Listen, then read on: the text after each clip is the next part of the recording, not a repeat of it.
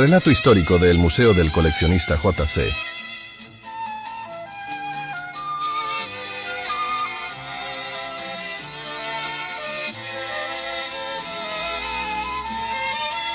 Tierra tachirense con tus montañas y tus riberas.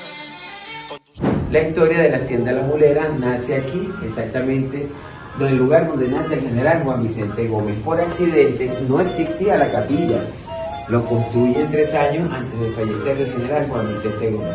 Pero ahí había una casa de barro y doña Hermenegilda Chacón, la mamá de Juan Vicente Gómez, da a luz accidentalmente en ese punto, que es la parte alta de la comunidad, que es el sector del Cañé. Originalmente, don Cornelio hereda la hacienda de Santos Estela, ahí quedó uno de los terrenos para fundar San Antonio, que a su vez era descendiente de los Rovira, que eran los primeros pobladores del norte de Santander. Don Cornelio hereda la finca porque no había descendientes de Santos Estela debido a una pandemia, y en ese momento, bueno, la hacienda La Mulera era de San Antonio, parte de Capacho, parte de Rubio, y lo que conocemos como Garrochal. Y se dedicaba era a la cría de equinos. Originalmente, bueno, los caballos son de Asia, los trajeron los españoles, se mezclaron con el burro que había quedado atrapado con las tapas de las placas tectónicas. Cuando se separaron, después lo vendieron, entonces aparece el mulo, la mula. Entonces este era un lugar donde se hacían esos cruces y se vendían los mulos porque era el servicio de transporte, porque lo que había eran caminos reales o caminos de verdura. Bueno, don Cornelio fallece, lo velan en esta misma sala, en aquella esquina lloraba desconsoladamente doña Hermenegilda Chacón, y Juan Vicente Gómez le dijo: mamá, no llore más porque yo me voy a encargar de los negocios del taxi. Y a partir de ahí, bueno, siguió con la lucha entre amarillos y azules, y bueno, cultivando café, compraron armas, pero fueron expulsados del gobierno de Ignacio Andrade para el norte de Santander. Muchas personas piensan que Juan Vicente Gómez y Pedro Castro nacieron en Colombia. Bueno, yo soy de acá, de San Antonio y de Capacho como tal. Pero bueno, fueron expulsados del gobierno de Ignacio Andrade, tienen haciendas cafetaleras en Colombia, Buenavista y Bellavista, entonces compran más armas y hacen la revolución restauradora y refundan la patria como tal.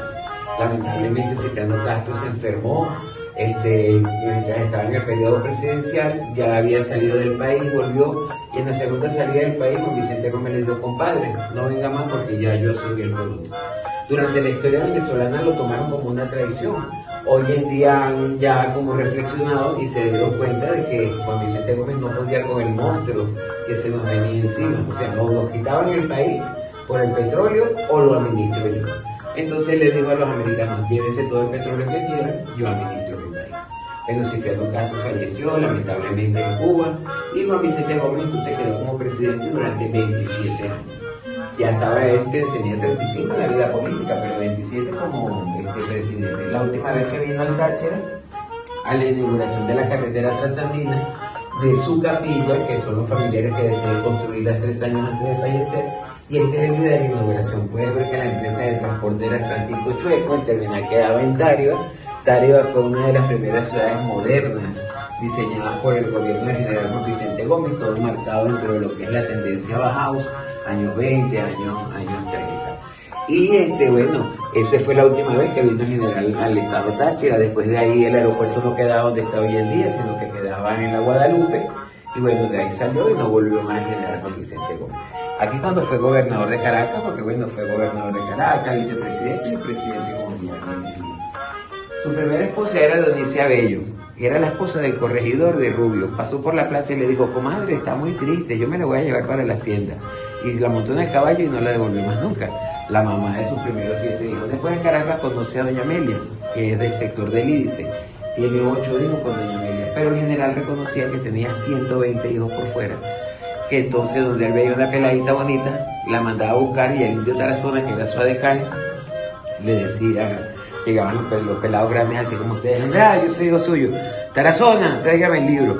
Buscaban en el libro, si estaba el nombre de la mamá, era factible que fuese hijo del general. Entonces le abría un baúl como que se llenó de morocotas y le decía: agarre lo que necesita, y se va. Bueno, ya aquí con sus nietos y con su caballo predilecto Rocinante, en una de las últimas paradas en el monumento del Carabobo, que lo manda a construir el general, que en realidad fue lo que se desarrolló tecnológicamente, popularmente, ¿no? Porque ya habían otros inventos de uso militar. Y era la radio, pues, lo que enmarca la época del general Juan Vicente Gómez, al general Silvestre, aquí con sus nietos, y aquí con Eleazar López Contreras, que al morir el general Juan Vicente Gómez, porque no lo tumban, él fallece, un problema renal, enseguida se alborota el país, los intelectuales de la Universidad de la Luz y la Universidad de Venezuela salen a libertad, democracia, libertad, pero entonces los americanos pactan rápidamente con Eleazar López Contreras y dicen, te dejamos los pozos petroleros del general, usted se queda tranquilo. Y a estos intelectuales le dieron concesiones de este nuevo mundo moderno, el procesamiento de alimentos, telecomunicaciones, electricidad. Entonces, por lo menos cuando vemos algún grupo de personas que están luchando temas políticos en el país, vienen de esa época. Leopoldo López está tratamiento de Eleazar López Contreras. Por eso PDVSA, La Godem, MDB, Primero Justicia. Machado, como a los Machados Azulá que le habían dado la concesión del Guri y la electricidad, eso es lo que ellos están luchando. Y así como justamente los Cisneros, que eran familia del doctor José Gregorio Hernández, y que les dieron a ellos las telecomunicaciones en aquel momento. Bueno, aquí está con la orden de la reina Isabel, la orden de la Cruz de Marsella, la orden de los caballeros de Bélgica, el cordón bolivariano y el monumento a Carabobo, que lo manda a construir Juan Vicente Gómez y su parque fundacional, y se le encarga a Bernini, que era un escultor muy de la época.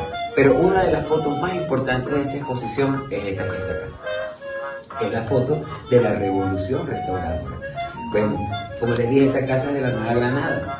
En aquel tiempo, después, bueno, se hizo en el año de 1810, bueno, ya se disuelve el Congreso, el tema de la Gran Colombia, después en 1830 nombran al Libertador, el Libertador de Occidente, ¿no? Porque había libertado todo esto, pero ya estaba enfermo.